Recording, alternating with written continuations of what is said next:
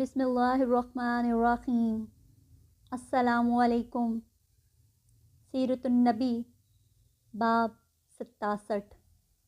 سازش ناکام ہو گئی۔ بھائیوں کی بات کے جواب میں حضرت ولید بن ولید بولے، میں نے سوچا اگر میں مدینہ منورہ میں مسلمان ہو گیا تو لوگ کہیں گے میں قید سے گھبرا کر مسلمان ہو گیا ہوں۔ اب انہوں نے مدینہ منورہ ہجرت کا ارادہ کیا تو ان کے بھائیوں نے ان کو قید کر دیا۔ حضور اکرم صلی اللہ علیہ وسلم کو یہ بات معلوم ہوئی تو ان کے لیے قنوت نازلہ میں رہائی کی دعا فرمانے لگے۔ آخر ایک دن ولید بن ولید مکہ سے نکل بھاگنے میں کامیاب ہو گئے اور آپ صلی اللہ علیہ وسلم کے پاس مدینہ منورہ پہنچ گئے۔ ایسے ہی ایک قیدی حضرت وہب بن عمیر جو بعد میں اسلام لائے نے بھی غزوہ بدر میں مسلمانوں سے جنگ کی تھی اور کافروں کی شکست کے بعد قیدی بنا لیے گئے تھے۔ وہب بن عمیر کے والد کا نام عمیر تھا۔ ان کے ایک دوست تھے صفوان۔ ان تینوں دوستوں کا تعلق مکہ کے قریش سے تھا۔ دونوں اس وقت تک اسلام نہیں لائے تھے اور مسلمانوں کے بدترین دشمن تھے۔ ایک روز یہ دونوں حجرہ اسود کے پاس بیٹھے تھے۔ دونوں بدر میں قریش کی شکست کے بارے میں بات کرنے لگے۔ قتل ہونے والے بڑے بڑے سرداروں کا ذکر کرنے لگے۔ صفوان نے کہا، اللہ کی قسم، ان سرداروں کے قتل ہو جانے کے بعد زندگی کا مزہ ہی ختم ہو گیا ہے۔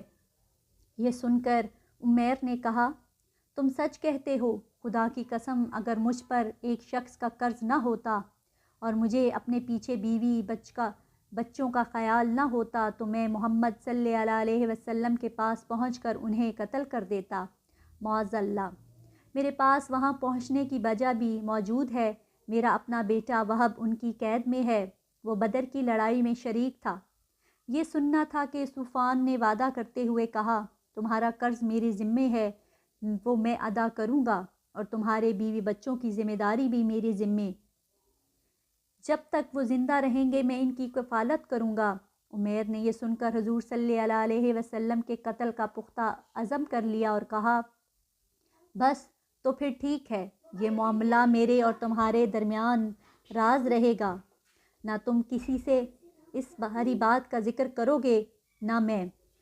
صفوان نے وعدہ کر لیا۔ عمیر نے گھر جا کر اپنی تلوار نکالی، اس کی دھار کو تیز کیا اور پھر اس کو زہر میں بجھایا۔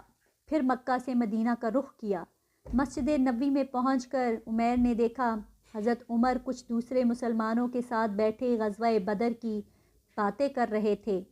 حضرت عمر کی نظر ان پر پڑی تو فوراً اٹھ کھڑے ہوئے، کیونکہ انہوں نے عمیر کے ہاتھ میں ننگی تلوار دیکھ لی تھی۔ انہوں نے کہا، یہ خدا کا دشمن ضرور کسی برے ارادے سے آیا ہے۔ پھر وہ فوراً وہاں سے نبی اکرم صلی اللہ علیہ وسلم کے حجرہ مبارک میں گئے اور عرض کیا، اللہ کے رسول، خدا کا دشمن عمیر ننگی تلوار لیے آیا ہے۔ حضور اکرم صلی اللہ علیہ وسلم نے ارشاد فرمایا، عمر، اسے میرے پاس اندر لے آؤ۔ حضرت عمر فوراً باہر نکلے، تلوار کا پٹکا پکڑ کر انہیں اندر کھینچ لائے۔ اس وقت وہاں کچھ انصاری موجود تھے۔ حضرت عمر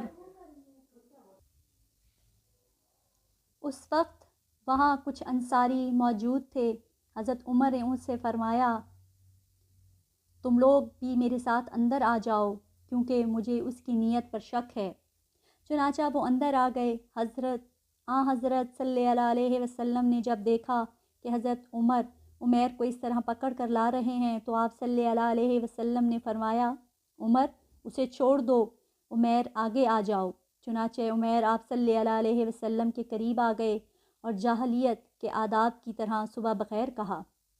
حضور اقدس صلی اللہ علیہ وسلم نے ارشاد فرمایا، عمیر، ہمیں اسلام نے تمہارے اس سلام سے بہتر سلام عنایت فرمایا ہے، جو جنت والوں کا سلام ہے۔ اب تم بتاؤ تم کس لیے آئے ہو؟ عمیر بولے، میں اپنے قیدی بیٹے کے سلسلے میں بات کرنے آیا ہوں۔ اس پر آپ صلی اللہ علیہ وسلم نے ارشاد فرمایا، پھر اس کی تلوار کا کیا مطلب؟ سچ بتاؤ، کس لیے آئے ہو؟ عمیر بولے، میں واقعی اپنے بیٹے کی رہائی کے سلسلے میں آیا ہوں۔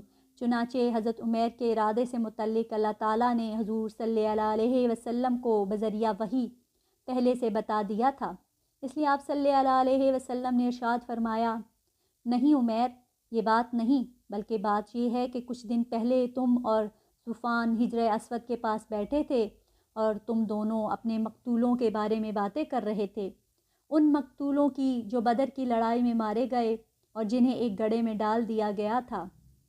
اس وقت تم نے صفوان سے کہا تھا کہ اگر تمہیں کسی کا قرض نہ ادا کرنا ہوتا اور پیچھے تمہیں اپنے بیوی بچوں کی فکر نہ ہوتی تو میں جا کر محمد صلی اللہ علیہ وسلم کو قتل کر دیتا۔ اس پر صفوان نے کہا تھا، اگر تم یہ کام کر ڈالو تو قرض کی ادائیگی وہ کر دے گا اور تمہارے بیوی بچے کا بھی خیال رکھے گا، ان کی کفالت کرے گا، مگر اللہ تعالیٰ تمہارا ارادہ پورا ہونے نہیں دیں گے۔ عمیر یہ سن کر ہکا بکا رہ گئے، کیونکہ اس گفتگو کے بارے میں صرف انہیں پتہ تھا یا صفوان کو۔ چنانچہ اب عمیر فوراً بول اٹھے، میں گواہی دیتا ہوں کہ آپ صلی اللہ علیہ وآلہ وسلم اللہ کے رسول ہیں، اور اے اللہ کے رسول، آپ پر جو آسمان سے خبریں آیا کرتی ہیں اور جو وحی نازل ہوتی ہے ہم اس کو جھٹلایا کرتے تھے۔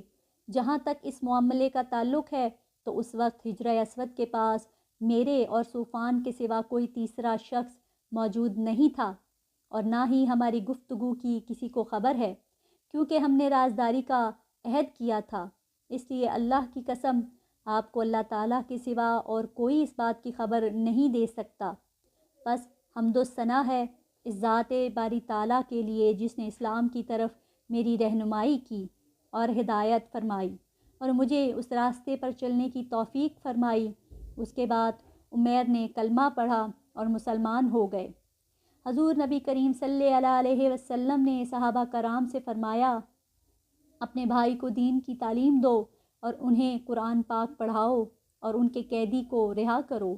صحابہ کرام نے فوراً حکم کی تعمیل کی۔